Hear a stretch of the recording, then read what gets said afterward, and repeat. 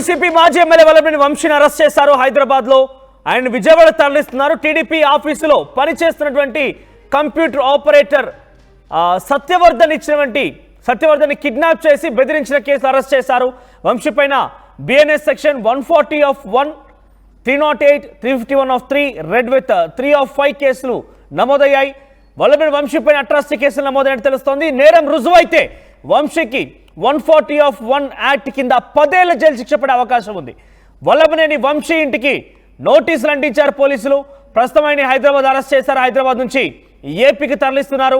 ఏపీకి తరలించిన వెంటనే ఆయన్ని రిమాండ్కి పంపించే అవకాశం కూడా ఉంది. కోర్టులో ప్రొడ్యూస్ చేసి పలు సెక్షన్ల కింద కేసు నమోదు. సత్యవర్ధన్ పైన దాడి చేయడంతో పాటుగా ఆయన్ని కిడ్నాప్ చేశారని ఒక కేసులో అరెస్ట్ చేసినట్టు తెలుస్తోంది. దానికి ముందు వంశీకి ఇంటికి వచ్చిన పోలీసులు ఆయన నోటీసులు కూడా సర్వ్ చేశారు. మిమ్మల్ని అరెస్ట్ చేస్తున్నాం ఈ సెక్షన్ల కింద. పటమట పోలీస్ స్టేషన్లో కేసు నమోదైంది. ఈ సెక్షన్లకి మిమ్మల్ని అరెస్ట్ చేస్తున్నామంటూ వంశీకి నోటీసులు కూడా ఇచ్చి పోలీసులు అరెస్ట్ చేశారు. మీరు చూడొచ్చు ఆర్టీవీ స్క్రీన్ పైన కనబడుతున్నటువంటి ఆ ఫోటోలో కనిపించే వ్యక్తే సత్యవర్ధన్.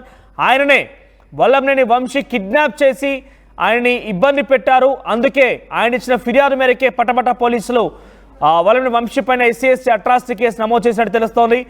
ఆయన అరెస్ట్ని చేసి ప్రస్తుతం హైదరాబాద్ రాయదుర్గం పోలీస్ సహకారంతో వంశీని అరెస్ట్ చేసి పోలీసు విజయవాడ తరలిస్తున్నారు.